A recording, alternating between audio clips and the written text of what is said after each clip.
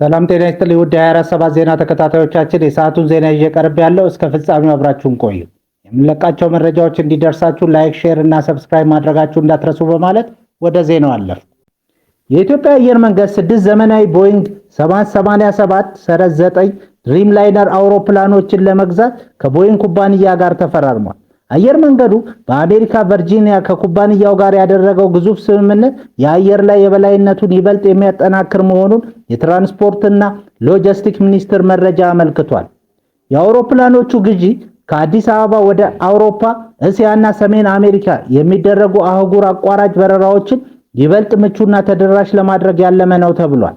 አውሮፕላኖቹ በነዳጅ ቆጣቢነታቸውና በጭነት አገልግሎት ውጤታማነታቸው ተመራጭ እንደሆኑም ተገልጿል። ይህ ግዢ አየር መንገዱ በአሁኑ ወቅት በአፍሪካ ያለውን ግዙፍ የድሪም ላይነር ስብስብ ይበልጥ የሚያጠናክርለት ይሆናል ተብሏል።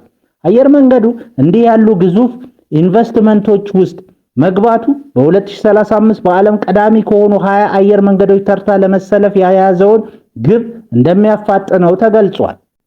የፋይዳ መታወቂያ የሌላቸው የባንክ ሂሳቦች ሊታገዱ ነው። የኢትዮጵያ ብሔራዊ ባንክ በፋይናንስ ተቋማት ውስጥ የሚታየውን የማንነት ማረጋገጫ ክፍተት ለመሙላት ነባር የባንክ ሂሳቦችን ከፋይዳ ብሔራዊ ዲጂታል መታወቂያ ጋር የማስተሳሰር ስራ እስከ ግንቦት 6 ቀን 2018 ዓ.ም ድረስ እንዲጠናቀቅ አዲስ መመሪያ አስተላለፈ።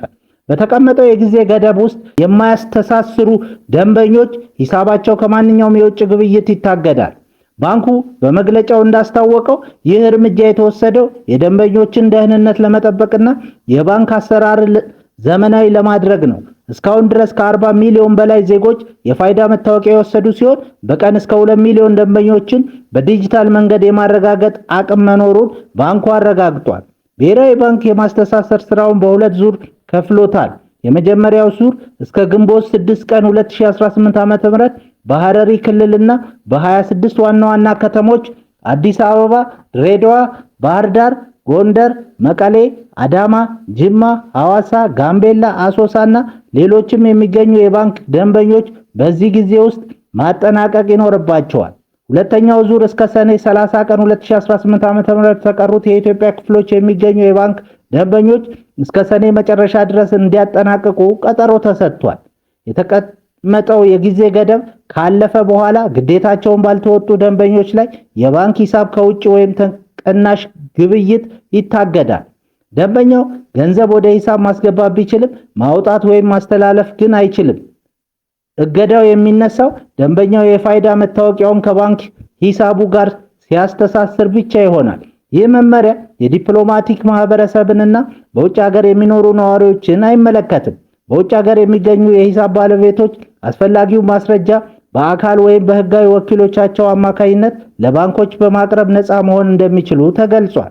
ደንበኞች በባንክ ቅርንጫፎች በአካል በመገኘት ወይም ባንኮች ባዘጋጇቸው የዲጂታል አማራጮች በመጠቀም ሂሳባቸውን እንዲያስተሳስሩ ብሔራዊ ባንኩ አሳስቧል። በዲላ የ6 ዓመቱ ታዳጊ ከእገታ ተረፈ። ገንዘብ ሲያወጡ የነበሩ አጋቾች እጅ ከፍንጅ ተያዙ። በዲላ ከተማ ሚያዝያ 10 ቀን ከመኖሪያ ቤቱ ታግቶ የተወሰደው የ6 ዓመቱ ታዳጊ ብሩክ ወልደ ኪዳን በፖሊስ ፈጣን ክትትል በሰላም ለቤተሰቦቹ ተረክቧል። አጋቾቹ ታዳጊውን ለመልቀቅ 80 ሺህ ብር የጠየቁ ሲሆን ከቤተሰብ በተደረገ ጥቆማ ፖሊስ ባንክ ቤት ውስጥ ባደረገው አድብቶ የመያዝ ስራ አንደኛው ተጠርጣሪ 50 ሺህ ብር ወጪ አድርጎ ሲወጣ በቁጥጥር ስር ውሏል። በ48 ሰዓታት ውስጥም ሁለተኛው ተባባሪ ተይዞ ህፃኑን በሰላም ማዳን ተችሏል ሲል ፖሊስ ገልጿል። በሌላ ዜና ኢራን ውጊያው ዳግም የሚጀምር ከሆነ አዳዲስ ካርዶችን እንደምታሳይ ገለጸች። የኢራን የፓርላማ አፈ ጉባኤ እንደገለጹት ከአሜሪካ ጋር ያለው ውጊያ ዳግም የሚቀሰቀስ ከሆነ ቴህራን በጦር ሜዳው ላይ የምታሳያቸው አዳዲስ ካርዶች እያዘጋጀች ነው። በፓኪስታን ሊካሄድ ታስቦ የነበረው ሁለተኛው ዙር የሰላም ንግግር ሁኔታ እስካሁን ግልጽ ያልሆነ ሲሆን ሁለቱም ወገኖች ንግግሩ ስለመቀጠሉ የሰጡት ማረጋገጫ የለም። በሁለቱ ሀገራት መካከል የተደረሰው የተኩስ አቁም ስምምነት ረቡዕ ዕለት የሚያበቃ ሲሆን የዩኤስ ፕሬዝዳንት ዶናልድ ትራምፕ የስምምነቱ ጊዜ የመራዘም ዕድል በጣም አነስተኛ መሆኑን ተናግረዋል። ምክትል ፕሬዝዳንት ጄዲ ቫንስ ማክሰኞ ዕለት ወደ ፓኪስታን እንደሚያቀኑ የአሜሪካ መገናኛ ብዙሃን ዘግበዋል።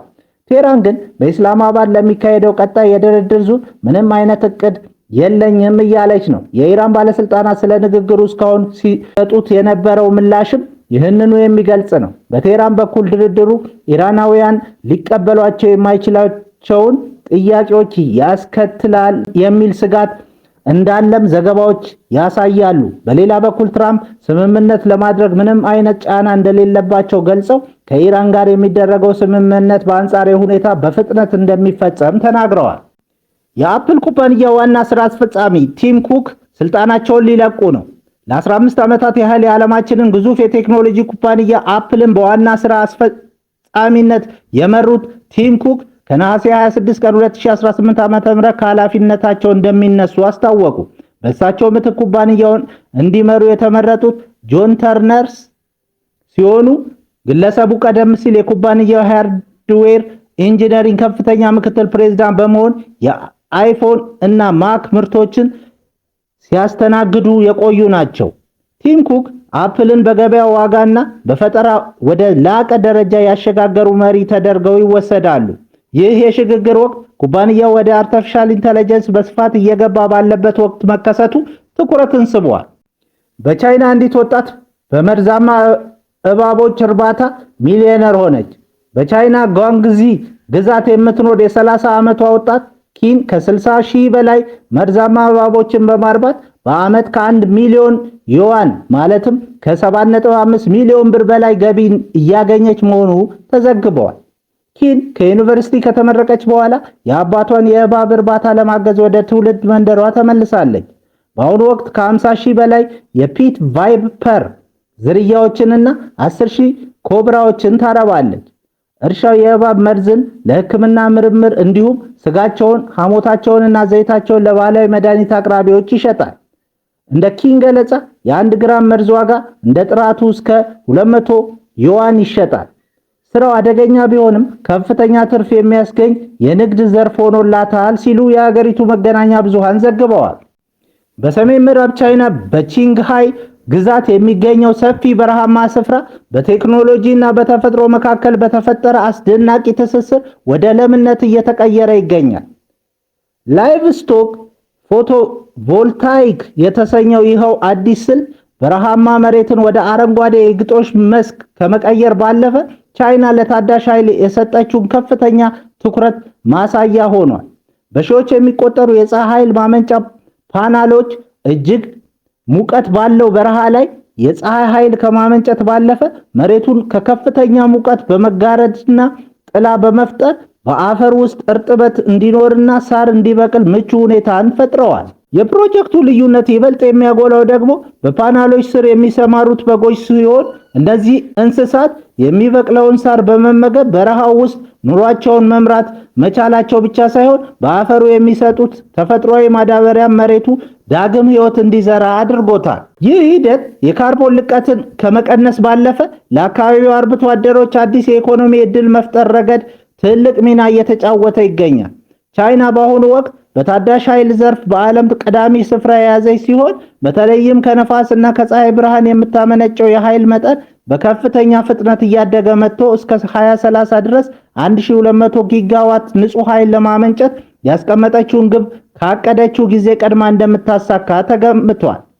ይህ ስማርት አቀራረብ ቻይና የሥነ ምህዳር ደህንነቷን ለማጠናከርና ዘላቂ ልማት ለማረጋገጥ የጣለችውን ጠንካራ መሰረት የሚያሳይ ነው። ፕሮጀክቱ ንጹህ ኃይልን ከማምረት ባለፈ በረሃማነትን እንዴት ፈጠራ በታከለበት መንገድ መከላከል እንደሚቻል ለዓለም አቀፍ ማህበረሰብ ተግባራዊ ትምህርት የሰጠ ድንቅ ስራ ሆኖ መመዝገቡን ሲጂቲኤን ዘግቧል። ክቡራን አድማጮቻችን ለሰዓቱ ያልናቸውን ዜናዎች በዚህ እናበቃለን።